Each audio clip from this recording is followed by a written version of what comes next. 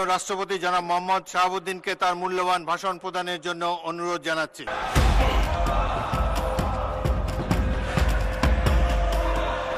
সংসদ অধিবেশনের প্রথম দিনেই এক নজিরবিহীন সিদ্ধান্তে বৈষম্য বিরোধী ছাত্র আন্দোলনের অন্যতম সমন্বয়ক হাসনাত আবদুল্লাহ এবং জামায়াতে ইসলামের বেশ কয়েকজন নেতার সংসদ সদস্য বা এমপি পদ বাতিল করা হয়েছে। আজ বিকেলে রাষ্ট্রপতির আদেশক্রমে সংসদ সচিবালয় থেকে এ সংক্রান্ত একটি প্রজ্ঞাপন জারি করা হয়।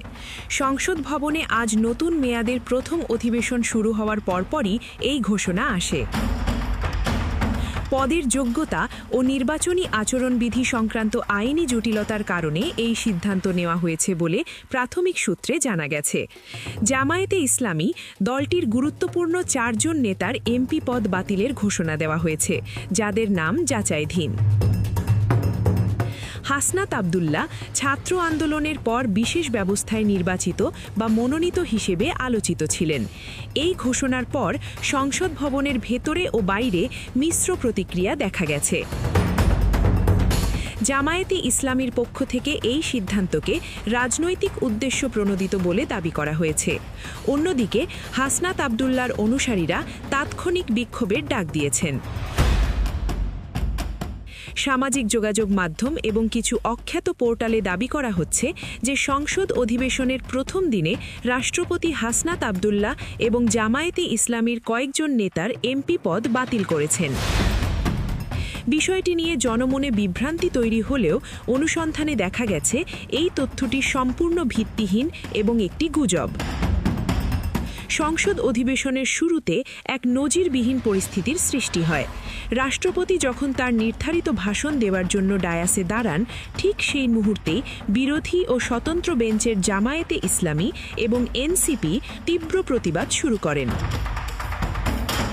অধিবেশন শুরুর পর রাষ্ট্রপতি ভাষণ দেওয়ার জন্য প্রস্তুতি নিতেই জামায়াত ও এনসিপির সদস্যরা নিজ নিজ আসন থেকে দাঁড়িয়ে পড়েন। তারা বিভিন্ন দাবি সংবলিত প্ল্যাকার্ড হাতে নিয়ে ডায়াসের সামনে চলে আসেন এবং উচ্চস্বরে স্লোগান দিতে থাকেন। রাষ্ট্রপতির উপস্থিতির বিরোধিতা করে তারা সংসদ কক্ষের ভেতরেই বিক্ষোভ প্রদর্শন করেন। বিক্ষোভকারী সংসদ সদস্যদের হাতে থাকা প্ল্যাকার্ডে বিভিন্ন রাজনৈতিক ও প্রশাসনিক ইস্যুর প্রতিফলন দেখা গেছে। তাদের মূল আপত্তির জায়গাগুলো ছিল জামায়াত ও এনসিপি সদস্যরা রাষ্ট্রপতির ভাষণের শুরুতেই তার অবস্থানের বৈধতা বা নির্দিষ্ট কোনো প্রশাসনিক সিদ্ধান্তের প্রতিবাদে স্লোগান দেন। স্লোগান ও হট্টগোলের কারণে সংসদের স্বাভাবিক কার্যক্রমে বিঘ্ন ঘটে। স্পিকার বারবার সদস্যদের শান্ত হওয়ার এবং নিজ নিজ আসনে ফিরে যাওয়ার অনুরোধ জানালেও বিক্ষোভকারীরা তাদের প্রতিবাদ চালিয়ে যান। এই উত্তপ্ত পরিস্থিতির মধ্যেই রাষ্ট্রপতি তার ভাষণের কিছু অংশ পাঠ করার চেষ্টা করেন, তবে হট্টগোলের কারণে তা বারবার বাধাগ্রস্ত হয়। রাজনৈতিক বিশ্লেষকদের মতে রাষ্ট্রপতির ভাষণের সময় এ ধরনের সরাসরি বিরোধিতা সংসদীয় ইতিহাসে এক বিশেষ সংঘাতপূর্ণ পরিস্থিতির ইঙ্গিত দিচ্ছে। শেষ খবর পাওয়া পর্যন্ত বিরোধী সদস্যদের এই আচরণের প্রতিবাদ জানিয়েছেন সরকারি দলের সদস্যরা, যা নিয়ে সংসদে উত্তেজনা বিরাজ করছে।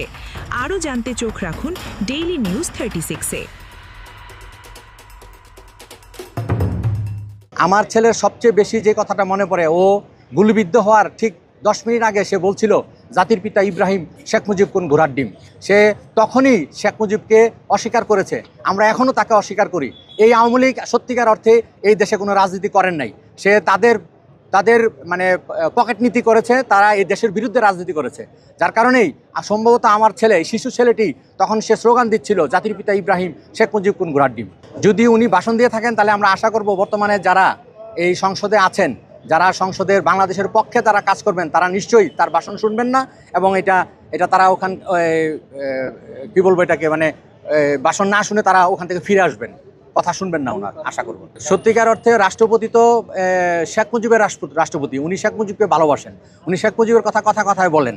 উনি তো এই বর্তমানে যে দেশ, এই দেশ তো শেখ মুজিবের দেশ না, এই দেশ হলো জিয়া রহমানের দেশ, এই দেশ খালেদা জিয়ার দেশ, এই দেশ মেহনতি মানুষের দেশ, এই দেশ ইনসাফের দেশ। সুতরাং এই ইনসাফের দেশে এরকম একজন দুর্নীতিবাজ সভাপতি বা প্রেসিডেন্ট আমরা চাই না। আজকে এখানে এসেছি, আজকে প্রথম অধিবেশন, ত্রয়োদশ সংসদের প্রথম অধিবেশন। আমাদের দাবি আমাদের শহীদ পরিবারের দাবি, আহতদের দাবি, এবং আমি আশা করি এটা সর্বসাধারণের দাবি যে আমাদের জুলাই সনদ বাস্তবায়ন। আমরা 3টা দাবি নিয়ে এখানে এসেছি। 1, জুলাই সনদ বাস্তবায়ন। 2, আমাদের যে ছেলে মেয়েগুলো হত্যাকাণ্ড করেছে তাদের 1400 শহীদ হয়েছে, এই শহীদের হত্যাকাণ্ডের বিচার চাইতে এখানে এসেছি। এবং বর্তমান যে প্রেসিডেন্ট আছেন, আমাদের এই প্রেসিডেন্টের অপসারণ চাই। এই প্রেসিডেন্টের অপসারণ চাওয়ার জন্য আমরা মূলত এই 3টা দাবি নিয়ে এখানে এসেছি।